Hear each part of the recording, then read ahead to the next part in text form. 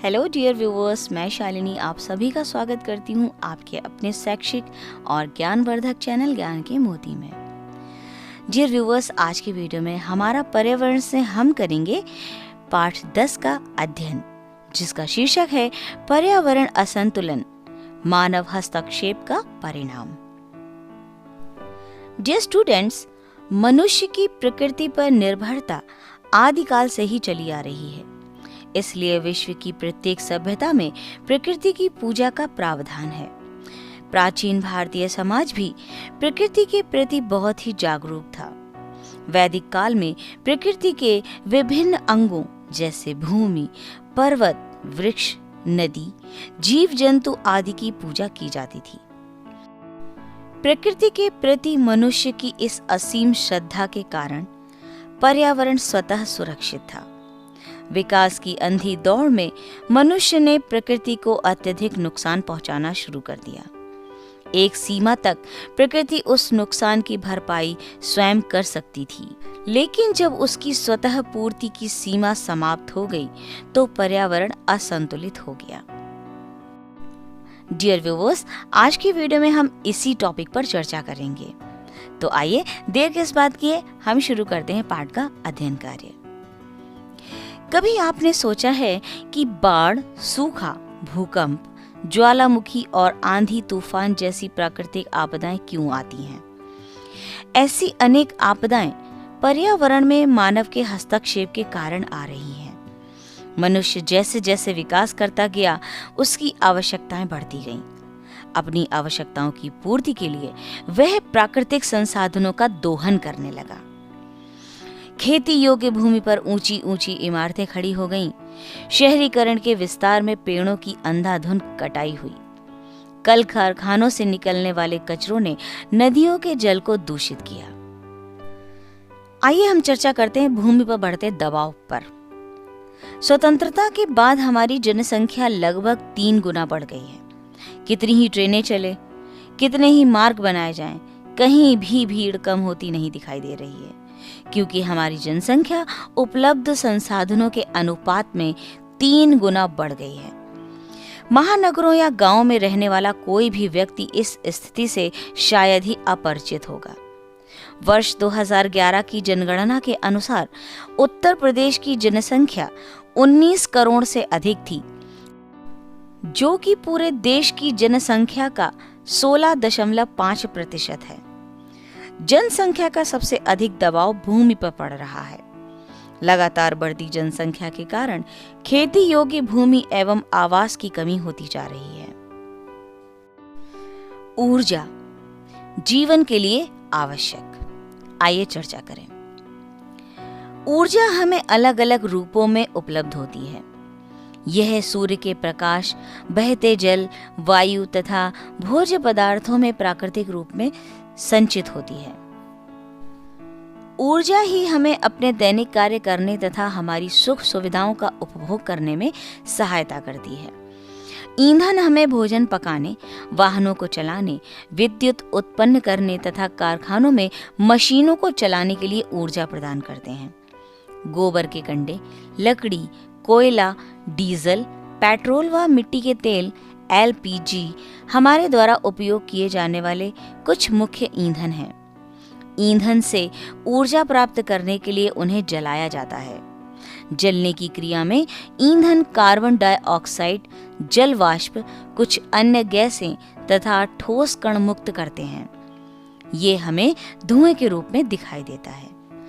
ग्रामीण क्षेत्रों में गोबर, पुआल और झाड़ियों को सुखाकर ईंधन के रूप में प्रयोग करते हैं। इन्हें जलाने से धुआं अधिक मात्रा में निकलता है। यह धुआं पर्यावरण को प्रदूषित करता है। कोयले के जलने से होने वाला वायु प्रदूषण एक गंभीर समस्या है। पेट्रोलियम तेल का उपयोग वाहनों और मशीनों में किया जाता है। इसके दहन से उत्पन्न कार्बन डाइऑक्साइड, कार्बन मोनोऑक्साइड तथा सल्फर डाइऑक्साइड आदि गैसों के कारण वायु प्रदूषण होता है। विद्युत ऊर्जा का एक अन्य स्रोत है, जिसका हम व्यापक पैमाने पर उपयोग करते हैं। जब विद्युत का उत्पादन कोयला, डीजल अथवा प्राकृतिक गैस को जलाकर किया जाता है, तो हम इन ईंधनों की तापीय ऊर्जा को विद्युत ऊर्जा में रूपांतरित करते हैं। विद्युत का उत्पादन बांध बनाकर रोके गए पानी को ऊंचाई से गिराकर भी किया जाता है। बहती वायु की ऊर्जा अर्थात पवन ऊर्जा द्वारा भी विद्युत उत्पादित की जाती है। नाभिकीय ऊर्जा विद्युत उत्पादन का एक अन्य स्रोत है। विद्युत उत्पादन किसी भी ऊर्जा स्रोत द्वारा किया जाए, उसका पर्यावरण पर कुछ प्रभाव अवश्य पड़ता है। उदाहरण के लिए ईंधन को जलाने से वायु प्रदूषण तथा नाभिकीय ऊर्जा से रेडियोधर्मिता के प्रदूषण का संकट उत्पन्न हो सकता है।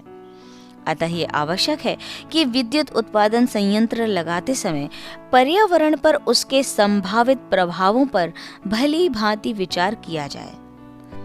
व्यक्तिगत रूप से ऊर्जा उत्पादन की प्रक्रिया में होने वाले प्रदूषण पर हमारा कोई नियंत्रण नहीं हो सकता, परंतु परोक्ष रूप से हम इसमें अपना योगदान कर सकते हैं। आइए जानते हैं कैसे। यदि हम ऊर्जा को मितव्ययिता से इस्तेमाल करें, अर्थात विद्युत तथा ईंधन को बर्बाद न करें, इसी प्रकार मशीनों, विद्युत उपकरणों के उचित रखरखाव तथा ऊर्जा दक्ष स्टोव, गैस चूल्हों तथा धुएं रहित चूल्हों का उपयोग कर भी ऊर्जा की बचत की जा सकती है। इसके अतिरिक्त हम सौर ऊर्जा का प्रयोग करके प्रदूषण को कम कर सकते हैं।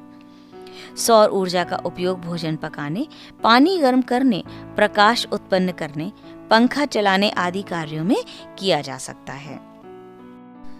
ग्रामीण क्षेत्रों के लिए गोबर पर आधारित गोबर गैस संयंत्र का उपयोग करने से अधिक ऊर्जा प्राप्त की जा सकती है। यह पर्यावरण की दृष्टि से उत्तम है। इससे प्राप्त मिश्रण का प्रयोग खाद के रूप में किया जाता है। इस खाद से खेतों की उर्वरा शक्ति, जल धारण क्षमता तथा कार्बन नाइट्रोजन अनुपात बढ़ता है, जिससे खेतों में पैदावार अच्छी होती है। जल ही जीवन है, ये तो सभी जानते हैं। जल के बिना जीवन की परिकल्पना नहीं की जा सकती है। खाद्यान्न उत्पादन, औद्योगिक विकास, ऊर्जा तथा पेयजल के अतिरिक्त अपशिष्ट पदार्थों के निस्तारण के लिए भी जल की आवश्यकता पड़ती है। जल से बिजली का भी उत्पादन किया जाता है। क्या आपने कभी सोचा है कि हमारे उपयोग के लिए जल कहाँ से आता है? आइए जानते हैं। कुएं तथा हैंडपंप के अतिरिक्त हम तालाबों, झरनों, नदियों तथा अन्य प्राकृतिक स्रोतों से जल प्राप्त करते हैं। नदियों की शुद्धता और इनके प्रदूषण के कारण क्या है, आइए जानते हैं। हमारे प्रदेश में गंगा, यमुना, गोमती, सरयू और घाघरा प्रमुख नदियां हैं। नदियों में जल पहाड़ों पर जमी बर्फ के पिघलने से आता है। गंगा को स्वच्छ तथा निर्मल नदी के रूप में जाना जाता है, परंतु आज गंगा संसार की उन 7 प्रदूषित नदियों में से है जो पूर्णतः प्रदूषित हो चुकी हैं। गंगा के अलावा यमुना का जल भी प्रदूषित हो गया है। इन नदियों के जल के प्रदूषण का कारण भी हम सभी हैं। शहरों के विस्तारीकरण और बढ़ते उद्योगों के कारण इन नदियों का प्रदूषण बढ़ रहा है। बड़े बड़े गंदे नालों और कारखानों से निकलने वाले कचरों को सीधे नदियों में प्रवाहित कर दिया जा रहा है, जिसके कारण इन नदियों में फ्लोराइड और आर्सेनिक जैसे जानलेवा तत्व मिल चुके हैं। नदियों में गिराए जाने वाले रासायनिक पदार्थों से कैडमियम, सीसा तथा पारा जैसे तत्व या उनके यौगिक पानी में पहुंच जाते हैं। ऐसे दूषित जल का सेवन करने से यह पदार्थ हमारे शरीर में पहुंच जाते हैं, जो हमारे स्वास्थ्य के लिए हानिकारक हैं। आइए इन्हें भी जानते हैं। ई कोलाई एक अत्यंत सूक्ष्म जीवाणु है जिससे आंत्रशोथ या पेचिश होती है। पानी में एक सीमा तक इसकी संख्या स्वास्थ्य के लिए हानिकारक नहीं होती, परंतु एक निश्चित सीमा से अधिक संख्या में इनकी उपस्थिति स्वास्थ्य के लिए हानिकारक होती है। वर्तमान में हमारी अनेक नदियों तथा अन्य जल स्रोतों में रोगाणुओं की संख्या निर्धारित सीमा से कहीं अधिक पाई गई है, जिससे जनसामान्य के स्वास्थ्य का संकट उत्पन्न हो रहा है। मानव हस्तक्षेप के कारण गंगोत्री हिमखंड प्रतिवर्ष 25 से 30 मीटर की गति से सिकुड़ रहा है। यदि यही स्थिति बनी रही तो कुछ वर्षों में हिम ग्लेशियर पूर्णतः सूख जाएंगे, जिससे गंगा सूखने की कगार पर आ जाएगी। समुद्र एक बड़ा भंडार। आइए पढ़ते हैं। समुद्र जल का बड़ा भंडार है। मछली तथा अन्य जीवों का स्रोत होने के साथ साथ समुद्र अनेक खनिजों एवं लवणों के स्रोत भी हैं। हम साधारण नमक तथा आयोडीन समुद्र से ही प्राप्त करते हैं। प्रदूषित नदियों के मिलने से यह प्रदूषित होता जा रहा है। इसमें विभिन्न नदियों का जल लगातार मिलता रहता है। अपशिष्टों, कीटनाशकों, हाइड्रोकार्बन तथा विषाक्त पदार्थ समुद्र में मिल जाने के कारण समुद्र प्रदूषित हो रहा है। ये प्रदूषण मानव द्वारा उत्पन्न किए जा रहे हैं। कभी कभी पेट्रोलियम पदार्थों को ले जा रहे तेल के टैंकरों अथवा समुद्री जहाजों के दुर्घटनाग्रस्त हो जाने पर उनमें भंडारित पदार्थ समुद्र में मिल जाते हैं। समुद्र तल के नीचे स्थित खनिज तेल के निष्कासन की प्रक्रिया में भी कभी कभी पेट्रोलियम समुद्र में मिल जाता है। इन सब तैलीय अपशिष्टों के कारण समुद्र में तेल की पतली सतह फैल जाती है। यह सतह सौर ऊर्जा का जल में प्रवेश तथा गैसों के आदान प्रदान में बाधा उत्पन्न करती है। इससे जलीय जीव जंतु को सांस लेने में कठिनाई होती है। मछली पकड़ने के लिए उपयोग की जाने वाली उन्नत तकनीकों द्वारा भी समुद्रीय जीवों का दोहन हो रहा है। वन हमारे रक्षक हैं, आप सभी जानते हैं। आइए पढ़ भी लेते हैं। वन हवा को शुद्ध रखने में सहायक हैं। इनसे हमें ईंधन हेतु लकड़ी तथा इमारती लकड़ियां प्राप्त होती हैं। वनों से हमें विभिन्न उद्योगों के लिए कच्चा माल भी मिलता है। इसके अतिरिक्त वनों से अनेक जड़ी बूटियां भी प्राप्त होती हैं। वन्य जीवों के लिए वास स्थान का कार्य वन करते हैं। हमारे पूर्वज वृक्षों के महत्व से भली भांति परिचित थे। संभवतः इसीलिए वे अनेक वृक्षों की पूजा किया करते थे। आज भी कुछ लोगों को वृक्षों की पूजा करते देखा जा सकता है। अनेक आदिवासी प्रजातियों के जीविकोपार्जन का प्रमुख स्रोत वन ही हैं। डियर व्यूअर्स, वन हमारे रक्षक हैं, लेकिन हम वन के लिए क्या हैं? भक्षक। कैसे? आइए जानते हैं। जनसंख्या बढ़ने के कारण मनुष्य पेड़ों को काटकर घर तथा मार्ग निर्माण व ईंधन के रूप में उपयोग करने लगा। इससे वन नष्ट होते जा रहे हैं। वनों के नष्ट होने से पर्यावरण संबंधी अनेक समस्याएं उत्पन्न हो गई हैं।